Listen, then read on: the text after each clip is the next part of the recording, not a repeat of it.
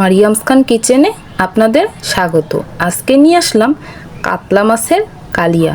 এভাবে কাতলা মাছের কালিয়া করলে এটা খেতে খুবই মজা হয়। এখানে আমি 8 পিস কাতলা মাছের টুকরো নিয়েছি, প্রায় 600 গ্রামের মতো। এগুলোর ভিতর নুন মাখিয়ে দিলাম, আধা চামচ পরিমাণ হলুদের গুঁড়া, আধা চা চামচ পরিমাণ মরিচের গুঁড়া। ভালোভাবে হাত দিয়ে মাখিয়ে নিব। ভালোভাবে মাখিয়ে নিয়েছি। এখানে আমি মাছের জন্য স্পেশাল একটা মশলা তৈরি করব। এক টুকরো দিয়ে দিলাম জয়ত্রী, 2টা দারচিনি, 1 চামচ সরিষা, 1 চামচ ধনিয়া আর 4টা কাঁচামরিচ,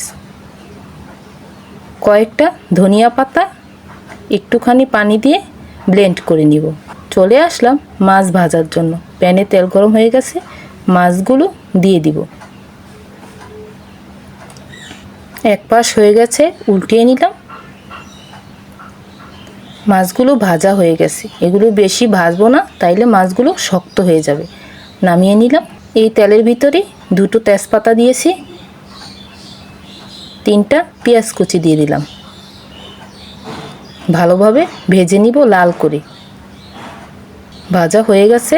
2 চামচ পরিমাণ পেঁয়াজ বাটা দিয়ে দিলাম। ভালোভাবে নেড়ে চেড়ে নিলাম। 1 চামচ পরিমাণ আদা রসুন বাটা দিলাম, মিশিয়ে নিলাম। আর দিয়ে দিব স্পেশাল সেই মশলাটি। ভালোভাবে নাড়াচাড়া করে মিশিয়ে নিলাম। 1 চামচ পরিমাণ হলুদের গুঁড়া দিয়ে দিলাম, 1 চামচ পরিমাণ মরিচের গুঁড়া, 1 চামচ পরিমাণ জিরার গুঁড়া, স্বাদ মতো লবণ। ভালোভাবে মশলাটা কষিয়ে নিব।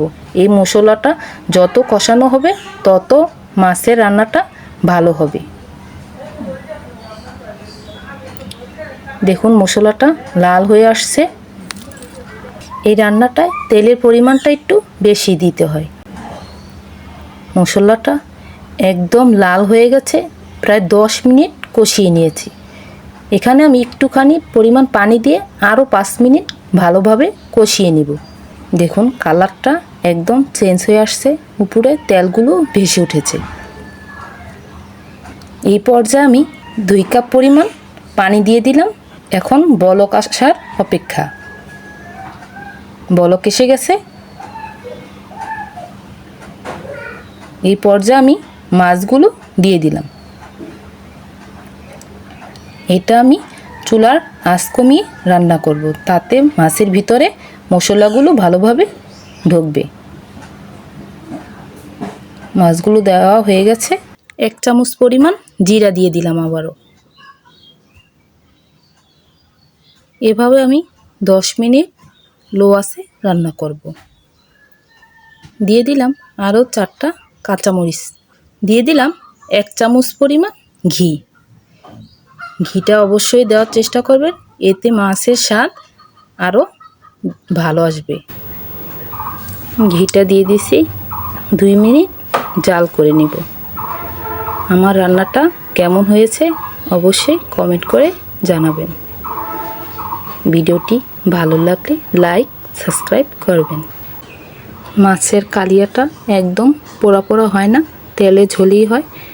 এই জন্য আমি এটা চুলা থেকে নামিয়ে নিব। তাই রেডি আমার কাতলা মাছের কালিয়া। আজ এই পর্যন্তই। ভালো থাকবেন, সুস্থ থাকবেন। আল্লাহ হাফেজ।